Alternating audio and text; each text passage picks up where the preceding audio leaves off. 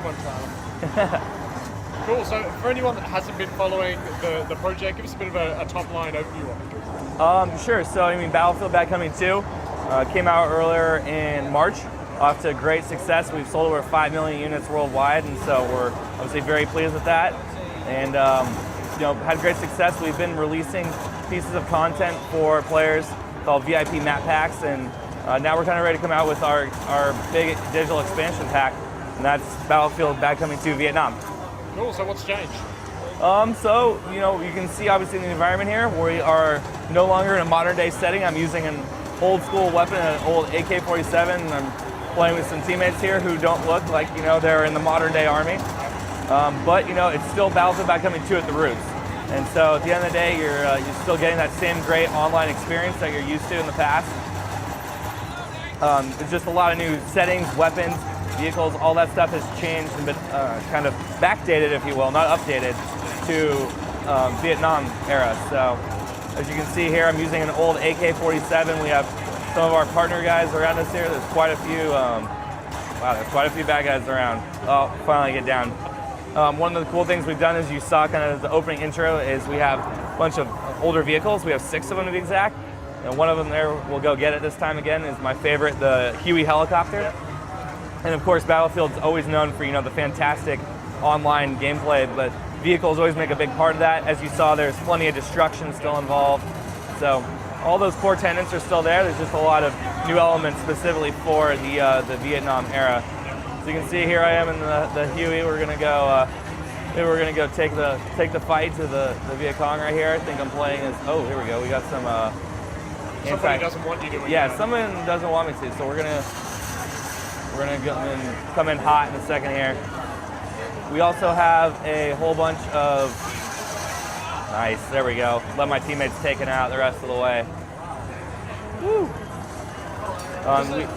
Going from a modern setting to Vietnam, where you are limited by the kind of era-specific stuff that you can put into the game, is that a challenge or an opportunity? I think it's a little bit of both. You look at it in the terms of the fact is we wanted to make an expansion pack out of this game, and we didn't want it to be just new content and for the sake of content. So it's a really cool experience when you get in there. You look at the numbers and stuff, and you're like, okay, there's new weapons, there's new maps, there's all that new stuff. But at the end of the day, I can still come in here and try and do, come in there and try and dump a vehicle right on him. Kill this guy down for us. There we go. So at the end of the day, it's a brand new experience, but still feels like Battlefield. And one of the cool things that we have in the game, you have small things like we talked about the weapons, you have new vehicles. There's 4 new maps, which give you a lot of new area to go in and play around in. But together, it feels like a brand new experience. So you have these great things like, the destruction of the vehicles, but you're getting in there using different weapons, and it really just feels differently. And you get stuff. One of the big things I've taken away is the dense foliage.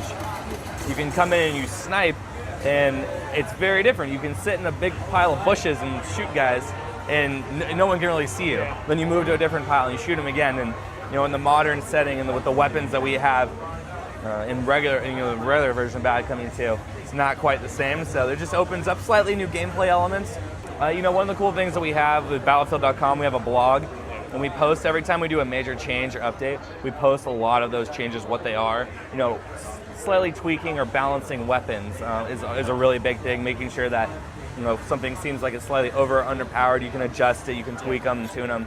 And so I think that's one of the big things. If you look even back before the game came out, the betas that we ran, giving people the option to give us feedback on a non-final game and then see those changes in action when they finally load the disc in the tray. I think it's not only rewarding for those players, but it's also very beneficial for everyone in the whole experience. We come out with a game that's already had testing on it in ways like that. So the Battlefield team always has been highly respectful and receptive to the community. So even more so coming in with this title in this game. I think a lot of people are excited about it, and in a lot of ways it's a good nod back to a older game that we may have made a handful of years before. Yeah. So what are you showing here that's new? So everything like we talked about, the setting itself is new. We have the same modes that we've had in Bad Company 2, but this map itself is called Phu Bai Valley. And so as you can see, as we were talking about the dense foliage and stuff like that. We have 4 total maps, and there's good variety within those maps themselves as well. So this is just one of the many to show. And you'll recognize it's kind of traditional conquest mode. Oh, so now I'm gonna switch to the gunner and see if I can. All right.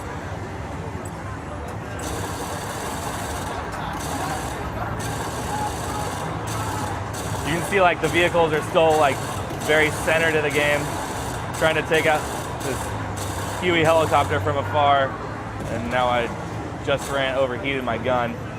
Uh-oh. There we go. Oh no! Oh. You can see like those are the great, what we call battlefield moments.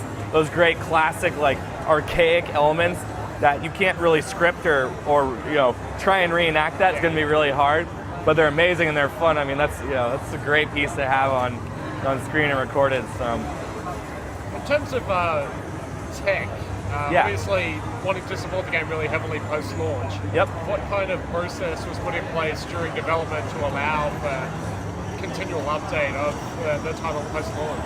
I mean, I think the first thing you're going to look at is what we did with the VIP map packs, and we rewarded a lot of our loyal customers, the guys that keep coming back, the ones that we know are going to be interested in the game, and we let them know that like, hey, all right, we're going to be giving you guys revised maps, like different modes that you played.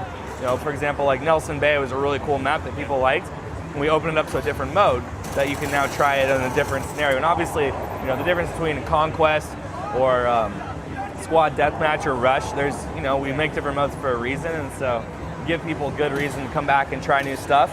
It's coming out on all 3 platforms that we support, so PlayStation 3, Xbox 360, and PC, and you'll be looking out for it later this winter.